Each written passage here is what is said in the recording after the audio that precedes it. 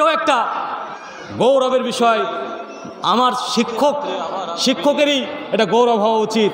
বুখারীর হাদিস, আল্লাহ রাসূল জিজ্ঞাসা করছেন আব্দুল্লাহ ইবনে উমর, একজন শিক্ষকের সামনে তার ছাত্র যদি কথা বলতে পারে, শিক্ষকেরই গৌরব, অহংকার। আল্লাহ রাসূল বসে আছেন, এমতো অবস্থায় হাদিসটাই কেতাবুল ইলমে তিনবার নিয়েছে ইমাম বুখারী, তার মধ্যে কেতাবুল ইলমি দুবার নিয়ে এসছে সম্ভবত।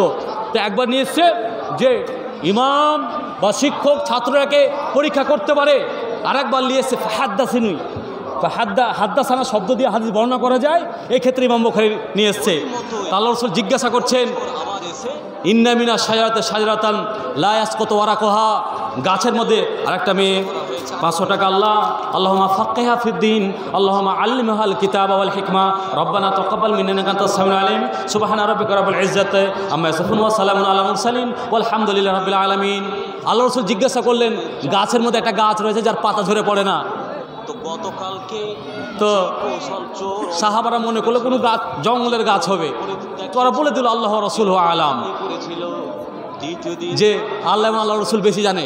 প্রসঙ্গ এসেছে তার জন্য বলছি। আল্লাহ রাসূল বললেন হিয়া নাখলা, সেটা খেজুরের গাছ। বাড়ি গেছেন, বাড়ি যাওয়ার পরে হযরত উমর তার ছেলেকে জিজ্ঞাসা করছেন, আব্দুল্লাহ ইবনে উমরকে, আব্দুল্লাহ যখন নবী জিজ্ঞাসা করেছিলেন ইন্না মিনা শাজারাতি শাজারাতান লা ইয়াসকুতু ওয়ারাকুহা ফাহাদ্দিসুনি মা হিয়া বা ফাহাদ্দিসনা মা হিয়া, তুমি বলো সেটা কিসের গাছ। তো দেখলাম যে তুমি প্রশ্নের উত্তর দেবে তার জন্য প্রস্তুতি নিচ্ছিলে, কিন্তু দেখলাম যে তুমি দিলে না। তখন হযরত আব্দুল্লাহ বলছেন, আব্বুজান নবী যে জিজ্ঞাসা করেছিল সমস্ত মজলিসের সামনে, উত্তরটা আমার জানা ছিল। তো আল্লাহ রাসূল জিজ্ঞাসা করলেন, এ আব্দুল্লাহ কেন বললে না? যদি বলতে তাহলে চর্চা হতো। ওখানে ওই মজলিসে আবু বকরও ছিল, উমরও ছিল, উসমানও ছিল, আলীও ছিল, কেউ উত্তর দিতে পারেনি। কার ছেলে পেরেছে? না তো উমরের ছেলে আব্দুল্লাহ পেরেছে।